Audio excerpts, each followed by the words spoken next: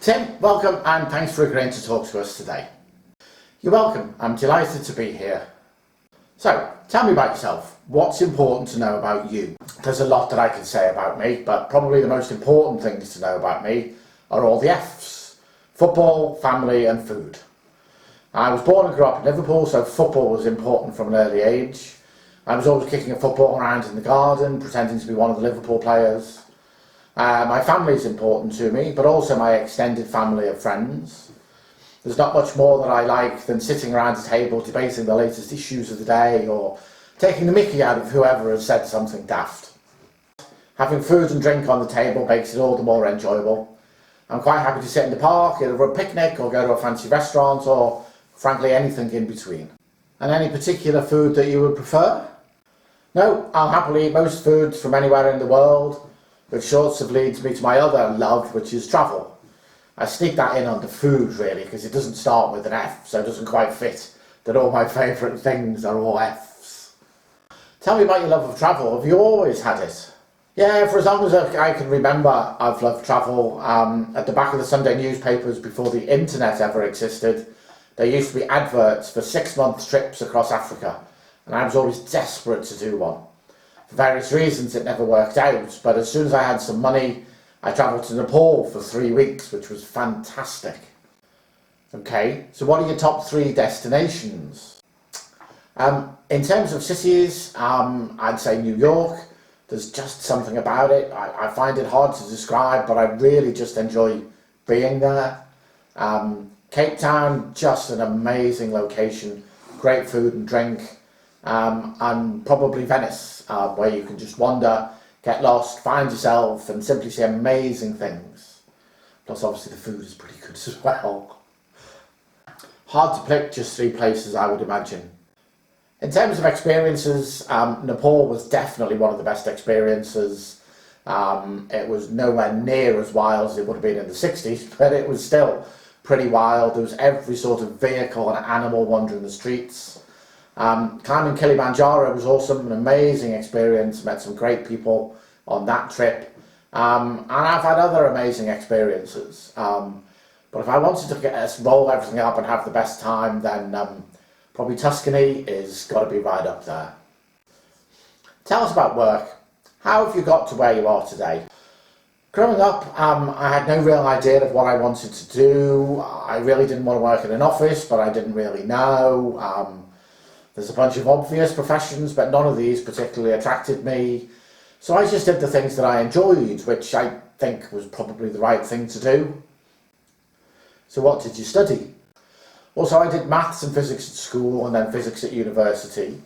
I then saw the oil industry and thought that's somewhere I could work, which would mean not working in an office. Although that didn't quite work out as planned, and having done a master's in geophysics, I found myself in an office. And how did that work out? It was okay to begin with, but in time I didn't really enjoy the job. I was doing the same thing day in, day out, and I just got bored of it. It really didn't excite me in any great way. So what happened? So I looked around for other jobs, wondered what I could do without starting at the bottom again, and a company approached me about a sales role. It was never something that I ever would have thought about. But they told me I could do lots of different things and I could get to travel, so as you might imagine, I decided to go for it. I take it you don't regret that decision then? Absolutely not. I got to go to all sorts of places with work, meet some great people and do some fantastic things. I've pretty much loved everything about it. Any regrets?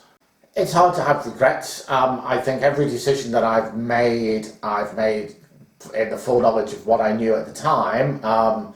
Hindsight's obviously a wonderful thing. Perhaps if I'd known things later, that I knew later, it would have changed my mind, but I think the decisions that I made were right. I think the problem was I didn't really understand who I was.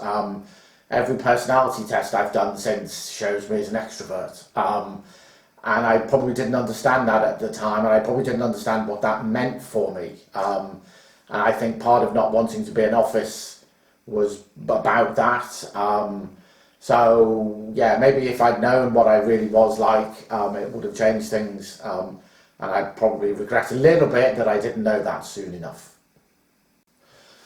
So you've done a whole variety of sales roles. How have you ended up as a sales consultant? I always thought being a consultant would be a great way to head into retirement, but it came a little bit quicker than I was expecting when my role was made redundant during a major downturn in the oil and gas industry.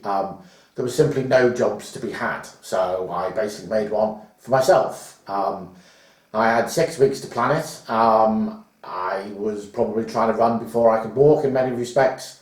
I didn't really know what I was letting myself in for or how I was going to go about doing things. I don't regret it. I think my wife does sometimes, but fortunately she's never actually told me to go and get a proper job. So I'm still here 8.5 years later, having survived COVID and just about keeping going. Do you regret your decision at all? Absolutely not. It's been difficult at times, working on your own. I love being part of a team. That sports side of me, is really important. So working on your own is quite difficult. You have to do absolutely everything yourself. Marketing, sales, finance, IT, making the tea. However, it's also given me freedom to do anything I wanted and other things that I could sort of slot in around my work. So I really don't think I would change any of it unless it was for a very, very big salary. So what does Hoolock do today? We do two things really. If you look at our website and our social media posts, they are all about sales training and consulting, because that's the thing I need to get out and push and make people aware of what I do and make them come to me, hopefully, as part of what I do. But I also sell on behalf of a few companies in the oil industry. It's the sort of thing I've done since I started working in sales. So I've been doing that nearly 30 years now. So that gives you a nice steady income, not particularly high, but it also means I get to practice what I preach. So if I think of a new idea, I will try it out in what I do, see how it works, which is a really useful way of testing new ideas. Okay, so let's talk about sales training, consulting side of the business. How does that all work?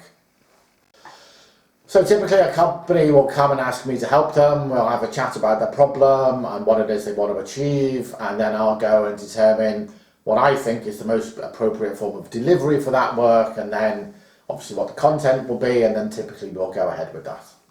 So to work in a variety of ways. I'll work in any way that suits my customer. So quite often with a sales team, I'll stand up and deliver formal training in a classroom type environment. I've also sat in a customer's front room and worked with them for 2 days. I've done online coaching with people who are remote. So it really just depends on what the customer's circumstances are. I guess everyone's different then. Oh, absolutely. While the sales process doesn't really change, what each customer needs certainly does. And delivering the same services to every customer just doesn't really work. What would you say are the most common problems that you deal with? By far and away, the most common problem is how to find and approach new customers. Lots of people will tell you that closing is the hardest thing, but actually, if you've done everything properly, everything through the sales process correctly, then closing is easy. The problem with that is that people try to close too soon. So why is it so difficult to find new customers? Surely there's thousands of companies out there that are buying things. Well, yes, there's lots of businesses, but less than 10% are actively buying what you sell at any one time. For a customer to buy, they have to need the products and they have to have a problem that you can help with. And for most people, they don't actually realise that they've got a problem. So do you just have to wait for them to realise? You can wait, but if you wait until they realise that they've got a problem and they need to solve it, they're going to go out looking for the solution. And so then immediately you're in competition because they'll look at all sorts of people who could help with solving the problem, right? They're going to go out and search the internet, look for solutions. the chances are, your chances of winning are maybe 1 in 5, 1 in 6. So can you do anything to avoid this? Definitely. It's what I call catalyst for sales. So a catalyst is something that speeds up a reaction, and we want to speed up the customer's buying process. So there's a period of the buying process when the customer is starting to think that they have a problem, but it's not a big enough problem for them to do anything about it. And if you turn up at just that point and can solve that problem, there's a pretty good chance that the customer's going to buy from you without ever looking at the competition. Really, they'll buy from you just like that. Absolutely, right? You're saving them time as well as solving their problem. They know they have the problem, they just haven't got around to doing anything about fixing it. So when you come in and go, here's a solution to your problem, right, you're solving that problem, why would you not buy instantly? So how do you know when to go to meet them? Well, obviously that's the hard part, right? So sometimes you can just turn up at the right time, purely by luck. You can contact somebody and they say, oh, do you know what, we were just thinking about doing something about that. Right? Sometimes there's signs there that you can tell that they've got a problem, but you can't always see those. So sometimes, yeah, it's probably the most difficult thing is getting the timing right. So what can you do? So that's where you have to understand the fundamental thing about buying. And it took me to become a sales consultant to realise about this. And I'm still not sure that many people understand it. I certainly don't see it talked about. So going back to our catalyst, the catalyst helps to create a change. And anytime we buy something, we change. If we buy a new pair of shoes, we change our appearance. If we buy a sandwich, we go from being hungry to not hungry. Every purchase causes change, and we have to be comfortable with that change, because inherently we don't like change. Think about our new shoes. If we buy a pair that's very different from the pairs that we usually wear, you may be self-conscious the first few times that you wear them, because you've radically changed your appearance, and you've got to be comfortable with that. You're right, we don't like change, do we? No, we avoid change because we know it can be difficult. Obviously going from being hungry to not hungry is an easy change, but a new wardrobe is a scary prospect, a new way of working even more so, and a new product in a business causes change and can cause problems. Yes, who was it that said that if you want to create enemies, try to change something? Yeah, I love that quote. Woodrow Wilson, a US president, said it. So if buying something causes change and people don't like change, is that why they won't buy? Pretty much. They're presented with a product, and while they might like it and they might see that it could be helpful, they also see the problems that implementing it might cause, and they don't see a big enough reason to change. So what can salespeople do to avoid this? So this is where you have to understand the fundamental process of change. So change is a 5-stage process. So first of all, we learn something new. Then we understand what that information means for us. We then work out how we might go about changing as a result of that information. We then implement the change, and then we settle down into the status quo again. Everything's back to normal, and it's part of our everyday life. The thing about most salespeople is that they go straight in and say, please buy my product.